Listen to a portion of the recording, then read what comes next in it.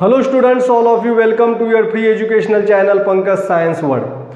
Students, we are studying the chapter Study of Sound. In that chapter, today we have to study the characteristic of sound waves.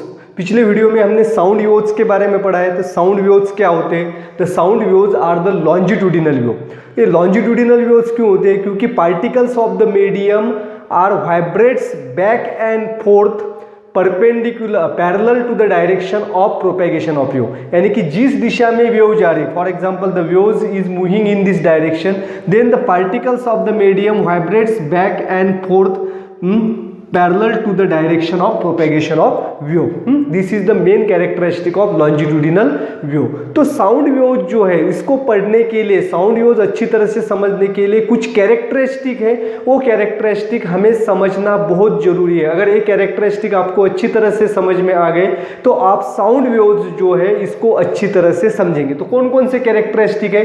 Compression, rarefaction, wavelength, oscillation, frequency, time period, pitch, amplitude, quality और टिम्ब्री and intensity. ये जो 10 characteristic है, इन 10 characteristic के बारे में मैं आपको इस वीडियो में आज पूरी जानकारी देने जा रहा हूं, जिसकी वजह से आपको साउंड वेव्स जो है वो पूरी और अच्छी तरह से समझ में आएंगी, जिसे आप कभी इसे नहीं भूल पाएंगे। Therefore watch this video completely, don't forget to subscribe, like and share this video.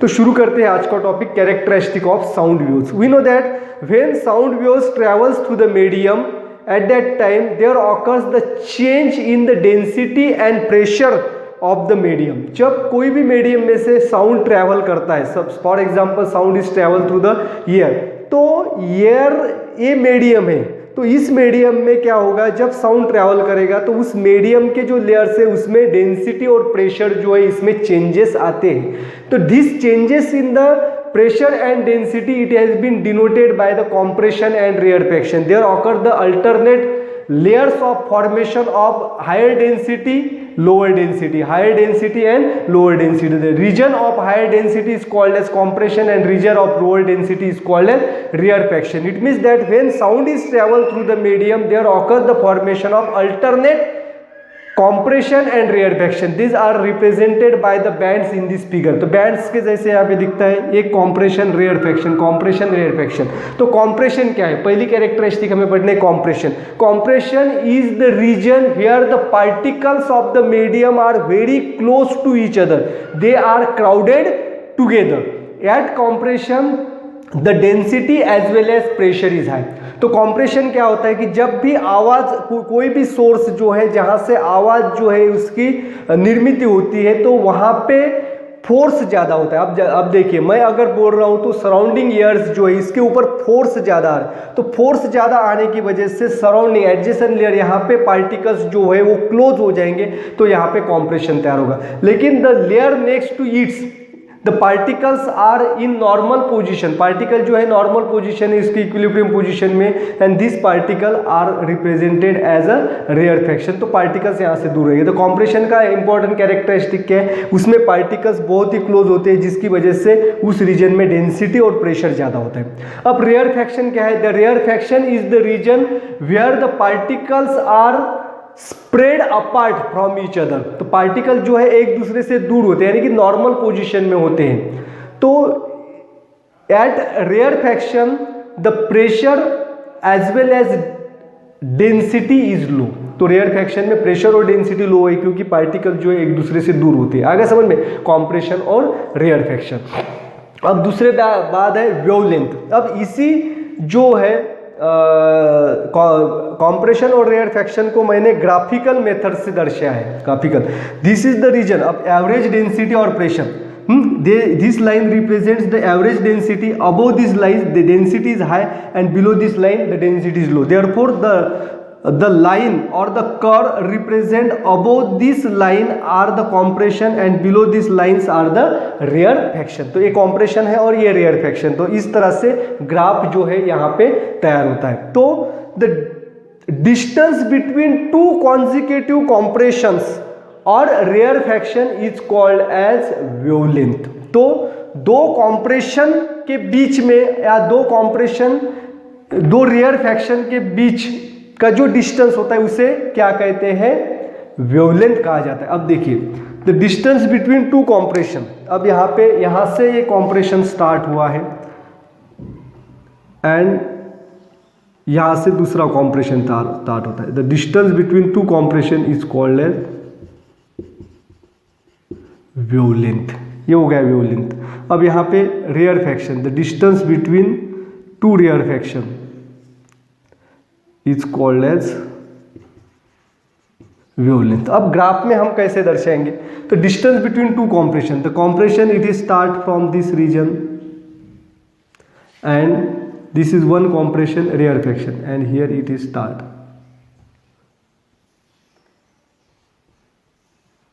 ये हो गया वेवलेंथ। तो वेवलेंथ यहाँ पे अब देखिए ये सिंबल क्या है, the wavelength is denoted bye symbol lambda, इसे कहते हैं ग्रीक में लैम्बडा। तो लैम्बडा एक ग्रीक सिंबल से वेवलेंथ को दर्शाया जाता है and its unit is metre, ये डिस्टेंस है इसलिए इसका यूनिट क्या होता है, मीटर होता है। आगे समझ में बच्चों। तो अब देखिए नेक्स्ट जो कैरेक्टरिस्टिक है oscillation, the change in density. तो ये क्या होता है, ऑसिलेशन क्या होता है। अब देखिए इसको मैं थोड़ा सा रब करता हूँ जिसकी वजह से आपको अभी क्या पढ़ना है, ऑसिलेशन पढ़ना है।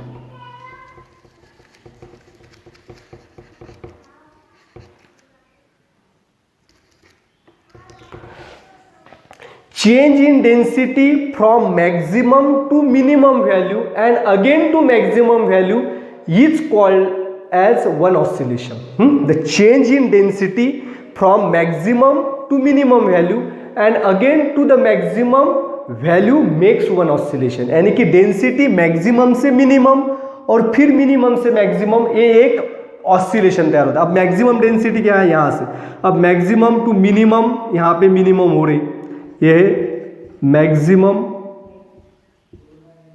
Minimum and again here maximum, therefore this completes one oscillation. तो वन मैक्सिमम डेंसिटी का रीजन है एक कॉम्प्रेशन और मिनिमम डेंसिटी का रीजन है एक रेयरफैक्शन और वहां से मैक्सिमम, यानी कि दिस कंप्लीट्स वन ऑसिलेशन। तो change in density from maximum, अब यहाँ पे देखिए फ्रॉम मैक्सिमम यहाँ पे है, देन मिनिमम यहाँ पे है, अगेन टू मैक्सिमम यहाँ पे, and this completes one oscillation. अब इसको ऐसे भी कहेंगे, अब यहाँ से एक जो है डेंसिटी का रीजन और यहाँ पे एक मिनिमम डेंसिटी का रीजन, तो maximum to minimum and minimum to maximum. अब एवरेज से अगले गए थे, average to maximum to minimum to average, to average to average और maximum to maximum completes one oscillation. Therefore one oscillation includes one compression and one rarefaction. तो एक oscillation यानी कि क्या होता है, एक कॉम्प्रेशन और एक रेयरफैक्शन, इससे एक ऑसिलेशन कंप्लीट होती है। और number of oscillations per unit time is called as frequency. Number of oscillation per unit time is called as oscillation. Oscillation आपको समझ में आएगा, सिंपल लैंग्वेज में ऑसिलेशन क्या है, एक कॉम्प्रेशन और एक रेयरफैक्शन से क्या होता है, एक ऑसिलेशन होता है। और number of oscillation per unit time is called as frequency. तो विशिष्ट समय में जितने ऑसिलेशंस होते हैं वो उसको क्या कहते हैं, frequency. The frequency is denoted by the Greek letter nu, इसे कहते हैं nu, and its unit is hertz. तो इसका यूनिट क्या है, हर्ट्ज। अब देखिए frequency, the frequency is number of oscillation, frequency means nu, frequency इसका सिंबल है nu, number of oscillation per unit time. अब समझो there occurs the 20 oscillation in 5 second, तो 5 सेकंड के 20 ऑसिलेशन हुए, तो 4 hertz, it's symbol is hertz, H Z इसे दर्शाया जाता है, H Z, hertz is the symbol of frequency. तो 4 hertz is the frequency of sound wave. अब देखिए फ्रीक्वेंसी, इसका यूनिट क्या है, the unit of frequency is hertz, it is denoted by hz। ये जो है हॉनर दिया है, किसके हॉनर में है, the scientist Heinrich Rudolf Hertz. Heinrich Rudolf Hertz ये जो जर्मन साइंटिस्ट है, इनके नाम से फ्रीक्वेंसी का सिंबल जो है वो हर्ट्ज लिया गया है। तो ऐसा क्यों है, because the scientist Heinrich Rudolf Hertz was the German scientist and he was famous for his work on electromagnetism. इन्होंने इलेक्ट्रोमैग्नेटिज्म के ऊपर काफ़ी काम किया है और जिसको पूरी दुनिया ने सराहा है। तो इनका काम क्या था? This Heinrich Rudolf Hertz he demonstrated that the electromagnetic waves which was predicted by the scientist James Clerk Maxwell actually exist। तो जेम्स क्लर्क मैक्सवेल नाम के जो साइंटिस्ट है, this was the Scottish scientist and this Scottish scientist he was proposed that the light is a electromagnetic wave and that there are many other electromagnetic waves that can be moved at the speed of light। ये जो है James clerk ने बताया था कि electromagnetic waves exist है, light जो है इलेक्ट्रोमैग्नेटिक वेव्स है, और इसके बारे में ये प्रूफ नहीं दे पाए। लेकिन जो हेनरिच हर्ट्ज जो है, हर्ट्ज ने क्या प्रूव कर दिया कि इलेक्ट्रोमैग्नेटिक वेव्स जो है वो एग्जिस्ट है। और हर्ट्ज ने क्या किया? Hertz was the first scientist who broadcast and receive the radio waves. इन्होंने रेडियो वेव्स को बाहर छोड़ा और उसको रिसीव कैच भी किया है। तो Heinrich Rudolf perform the experiment and in that experiments he prepare or produce the electromagnetic waves, send these electromagnetic waves in the space and measure their frequencies and velocities। तो इन्होंने electromagnetic waves को तैयार किया, उस waves को space में छोड़ा और छोड़ा ही नहीं तो उनकी फ्रीक्वेंसी और वेलोसिटी दोनों को इन्होंने मेजर किया है। Therefore and this research or these experiments, all the discovery of Heinrich Rudolf Hertz, it becomes a pioneer and it becomes or it lays the foundation for the future development of radio, telegraph, then the telephone and even the television। जो television, radio, telegraph जो सभी based है इनके ही experiment की वजह से जो है, जिसकी वजह से बाकी साइंटिस्ट जो है इन्होंने फर्दर डिस्कवरी की और इलेक्ट्रोमैग्नेटिक वेव्स का ही इसमें इस्तेमाल किया जाता है। Therefore the unit of frequency was named as a hertz in his honour. तो उनके सम्मान में फ्रीक्वेंसी, साउंड की जो फ्रीक्वेंसी उसका यूनिट जो है वो हर्ट्ज जो है वो दिया गया है। अब नेक्स्ट कैरेक्टरिस्टिक जो है वो टाइम पीरियड है। अब टाइम पीरियड जो इसे अच्छी तरह समझे, टाइम पीरियड क्या होता है? The time taken for the two consecutive compression or rarefaction to cross a fixed point is called as time period। आगे समझिए, टू कॉन्जिक्यूटिव कॉम्प्रेशन या दो कॉन्जिक्यूटिव रेयरफैक्शन को एक फिक्स पॉइंट में क्रॉस होने के लिए जितना समय लगता है उसे कहते हैं टाइम पीरियड। आगे समझ में, the time taken by the two consecutive compression और the rarefaction to cross a fix point is called as time period. अब इसको मैं और सिंपल लैंग्वेज में समझाता हूँ।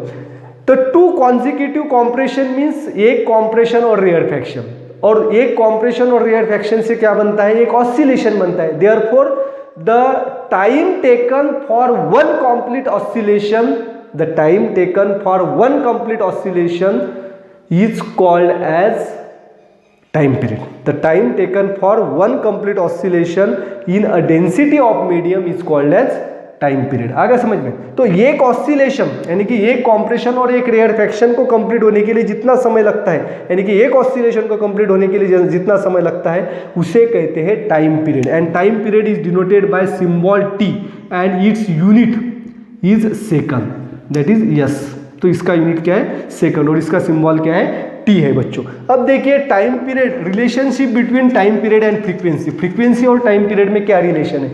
The frequency is equal to 1 upon time period। frequency is equal to 1 upon time period। तो frequency is directly proportional to time period, sorry inversely proportional to time period। frequency क्या है?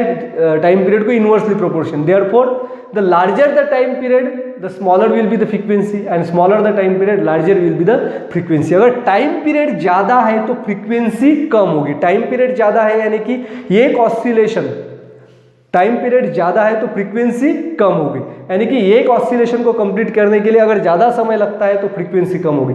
अगर कम period में एक oscillation complete होता है तो frequency ज़्यादा होती है। For example the time period T1 is of 10 second, and T2 is of 20 second. तो एक जो है साउंड उसकी फ्रीक्वेंसी 10 से टाइम पीरियड 10 सेकंड है, यानी कि एक ऑसिलेशन कंप्लीट होने के लिए उसे 10 सेकंड लगता है, और दूसरा जो साउंड है उसको टाइम पीरियड कंप्लीट करने के लिए एक ऑसिलेशन कंप्लीट करने के लिए 20 सेकंड लगता है टाइम पीरियड। तो फ्रीक्वेंसी देखिए, तो T1 क्या होगा, V frequency of first sound V1 1/T1 that is 1/10 that is 0.1, therefore V1 is equal to 0.1 second. आ गया समझ में?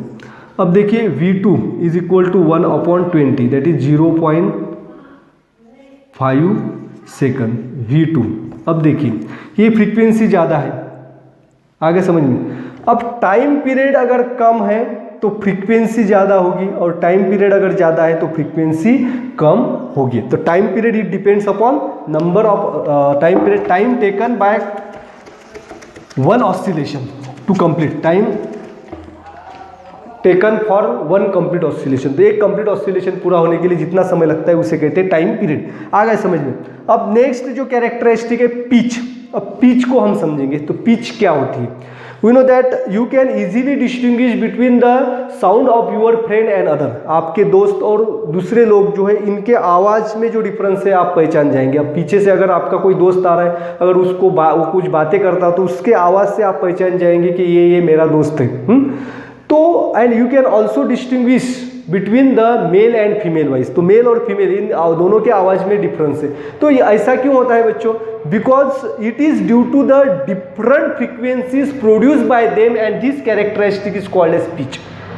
The difference in the frequencies is called as pitch. Therefore, pitch is the frequency of vibration of sound source. Pitch क्या है बच्चों? अच्छी तरह समझ लें।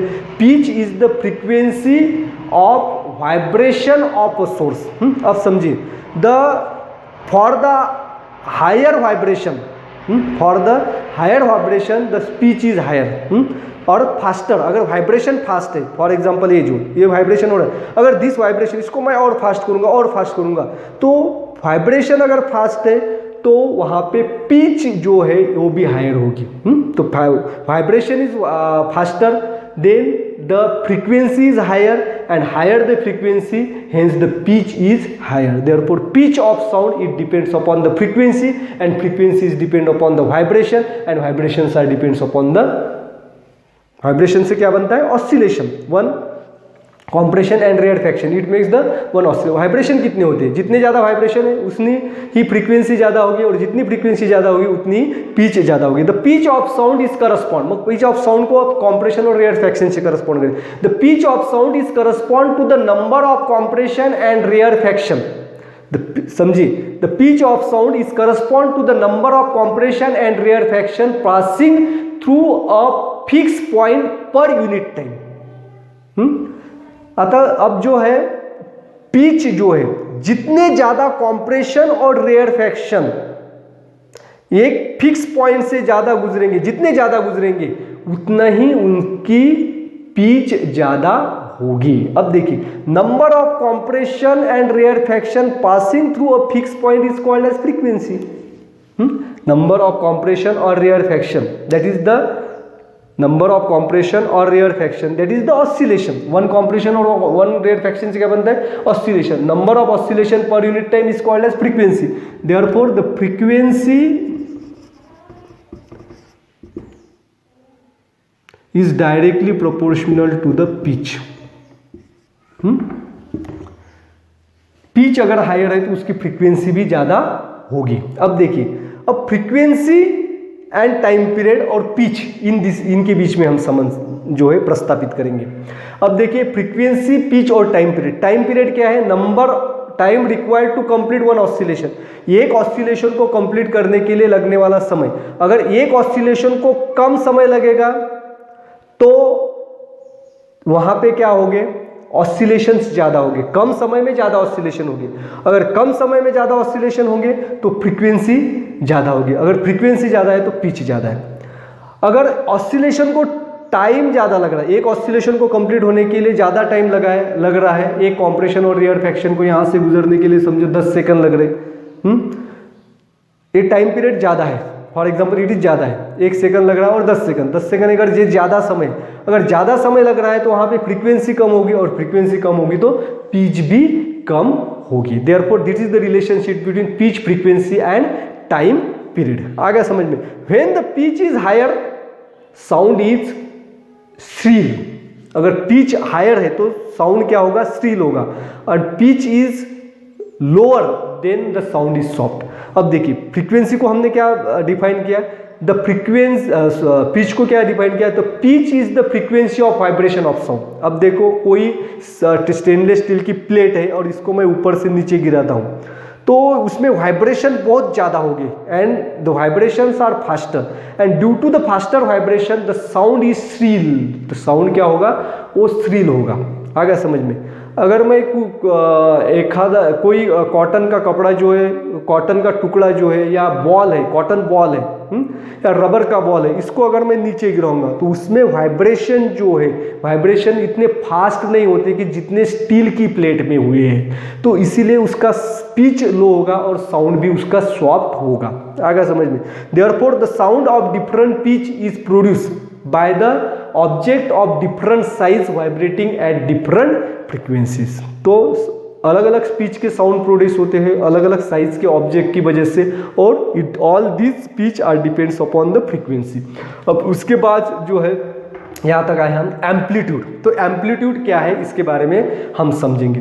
द लाउडनेस और सॉफ्टनेस ऑफ साउंड। अब तो पिच के बारे में तो हमने समझा, पिच और लाउडनेस इसमें भी फर्क है। तो लाउडनेस और softness of sound it can be describe completely on the basis of amplitude. तो एम्पलीट्यूड क्या होता है? The magnitude of the maximum displacement of the particles in the medium on either side of the mean value is called as amplitude of sound. Amplitude of sound. अब देखिए जब particles है, suppose these are the particles in the medium. अब ये sound waves है, sound waves में particles कैसे move होते हैं? Back and fourth. आगे समझ में? अब ये पार्टिकल जो है यहां तक जाएगा, अब यहां से यहां तक आता है, समझो। This is the maximum displacement. ये क्या है? Maximum displacement. तो एम्पलीट्यूड क्या बताता है? The magnitude of maximum displacement of particle on either side of the mean value is called as amplitude. ये इसकी मीन पोजीशन है, ये mean position and resting state में। अब जब साउंड जो है, साउंड इसकी एनर्जी वहां से पास होगी, यानी कि वाइब्रेशन जो है एक पार्टिकल से दूसरे पार्टिकल, जब इस पार्टिकल तो ये वाइब्रेशन पहुंचता है तो ये पार्टिकल वाइब्रेट होता है। तो वाइब्रेट होता है बैक एंड फोर्थ, एक तो इस दिशा में जाएगा, एक तो इस दिशा में, इधर से आ रहा तो एक दिशा में। जितना ज्यादा डिस्टेंस वो मीन पोजीशन से पार करेगा, जितना ज़्यादा डिस्टेंस से मीन पोजीशन के पार करेगा, दिस डिस्टेंस को कहते हैं हम एम्पलीट्यूड। और जितना एम्पलीट्यूड ज़्यादा है उतना लाउडनेस भी ज़्यादा होगा। अगर ये एम्पलीट्यूड और यहाँ पे जो है डिस्प्लेसमेंट, ये मीन पोजीशन से अगर यहाँ तक हो रहा तो यहाँ पे एम्पलीट्यूड ज़्यादा है। एम्पलीट्यूड ये डिस्टेंस है, distance from mean position, the distance, the maximum displacement. यहाँ से यहाँ तक मैक्सिमम डिस्प्लेसमेंट है, कम डिस्प्लेसमेंट, यहाँ पे डिस्प्लेसमेंट ज़्यादा है, इसीलिए इस सिचुएशन में एम्पलीट्यूड लाउडनेस ज़्यादा होगी और यहाँ पे लाउडनेस कम होगी। तो therefore the loudness of sound it depends upon the amplitude, and amplitude is the maximum displacement of particles of medium from its mean position. And the amplitude, the symbol of amplitude is ये, amplitude का सिंबल है capital A. और as it is the distance, ये क्या है? Distance है, therefore its unit, SI unit is metre. तो इसका एसआई यूनिट क्या होता है? मीटर होता है, और इसका सिंबल होता है कैपिटल ई। आगे समझ में? अब देखिए एम्पलीट्यूड यहाँ पे देखेंगे, द मैक्सिमम डेंसिटी और मिनिमम डेंसिटी। तो यहाँ पे जो है मैक्सिमम डिस्प्लेसमेंट जो है यहाँ से यहाँ तक हो रहा है पार्टिकल का, तो therefore it is the amplitude. अब इसे जो है, इसे हम वेवलेंथ जो है ये भी दर्शा सकते हैं, this is also the wavelength. तो एम्पलीट्यूड आ गया समझ में? This is the maximum, this is also the amplitude. आगे समझ में? The maximum displacement of particles from its mean position. समझो ये मीन पोजीशन है, यहाँ से यहाँ तक और यहाँ से, ये मैक्सिमम डिस्प्लेसमेंट जो है वो इसका एम्पलीट्यूड होता है। तो amplitude it depends upon the density और प्रेशर ऑफ मीडियम, और it changes amplitude changes with the density और प्रेशर, प्रेशर और डेंसिटी चेंज होता है तो एम्पलीट्यूड भी चेंज होता है। Actually the amplitude it depends upon the force with which the object is made to vibrate. आगे समझ में, the amplitude depends upon the force with which object is made to vibrate. अगर किसी object को vibrate करने के लिए force अपन apply करते हैं तो फोर्स के बिना तो वाइब्रेशन नहीं होगा। अगर जितना फोर्स ज़्यादा होगा तो उतने ही पार्टिकल्स जो है मूव होंगे। अगर मैं जोर से बोलता हूँ तो वाइब्रेशन जो है पार्टिकल्स में ज़्यादा होगा। वाइब्रेशन यानी कि उसमें डिस्प्लेसमेंट भी ज़्यादा होगा। डिस्प्लेसमेंट अगर ज़्यादा होता है मीन पोजीशन से तो एम्पलीट्यूड ज़्यादा होगी और लाउडनेस ज़्यादा होगा। आगे समझ में, तो नेक्स्ट कैरेक्टरिस्टिक इज क्वालिटी और टिम्ब्री। The quality of sound that is called as timbre, it enables us to distinguish between the one's sound from the another sound, एक दूसरे sound which is having the same pitch and loudness। आगे समझ में, the quality or timbre it enables us to distinguish between the two sounds having the same loudness and pitch। दो आवाज है जिनका loudness और पिच दोनों सेम है, तो कौन से आवाज की क्वालिटी रिच है और कौन से आवाज की क्वालिटी पुअर है, ये क्या डिफाइन करता है, क्वालिटी और timbre. We know that the sound of music is of good quality. तो म्यूजिक का साउंड जो है वो गुड क्वालिटी का साउंड होता है। The sound of the frequency of a single frequency, the single frequency is called as note, tone। The sound of single frequency is called as tone and it is pleasure to listen to us। तो ये जो आवाज हम सुनते हैं single frequency का सा रे ग सा, ये टोन है। तो ये जो आवाज है और इसकी फ्रीक्वेंसी जो है तो ये हमारे कानों को ये आवाज़ अच्छा लगता है। And this is the sound of good quality, यानी कि गुड क्वालिटी और पुअर क्वालिटी, जो आवाज़ हमें सुनने के लिए अच्छा लगता है। The sound which is pleasant to listen, it is of good quality sound. And the sound of single frequency is called as tone and it is of good quality because it is pleasure to listen. And the sound which is produce due to the mixture of different frequencies is called as note. अलग अलग frequency, यानी कि अब हमने सुना सा एक tone है, रे, अब सा रे ग म प ध नी सा, this is also the mixture of different frequencies. कोई भी गाना जो है इसमें अलग अलग फ्रीक्वेंसीज के साउंड जो है वो मिक्स होते हैं, जिसे हम नोट्स कहते हैं। तो नोट्स से ही म्यूजिक बनता है। तो it is also pleasure to listen to us, therefore this is also a good quality sound. The music is of good quality sound because it is pleasure to listen to us, but the noise, it is also the mixture of many frequencies, sound of different frequencies or mixture of sound of different frequencies, but it is unpleasant to listen, therefore that sound is a poor quality sound. आगे समझ में, poor quality और good quality, जो सुनने के लिए अच्छा लगता है ये गुड क्वालिटी, इसका टिम्बर इसका अच्छा है, और जो सुनने के लिए अच्छा नहीं लगता इसका टिम्बर पुअर क्वालिटी का है, उसकी क्वालिटी जो है पुअर है, दैट इज टिम्बर लो है। अब इसके बाद जो है इंटेंसिटी। बहुत बार हम क्या करते हैं, लाउडनेस और इंटेंसिटी दोनों को एक ही समझते हैं, loudness of sound and intensity of sound, but the loudness of sound is different from the intensity of sound. अब इन दोनों में क्या फर्क है, the loudness is the measure of response of ear to the sound, measure of response of ear to the sound. हमारे कानों को आवाज वो कैसा लगता है, हमारे कान क्या रिस्पॉन्स करते हैं उस आवाज के लिए। अगर देखो कोई हम एयरपोर्ट पे है और एयरपोर्ट आपके सिर के ऊपर से अगर एरोप्लेन जाता है तो this you can close your ears and that is the loudness of sound.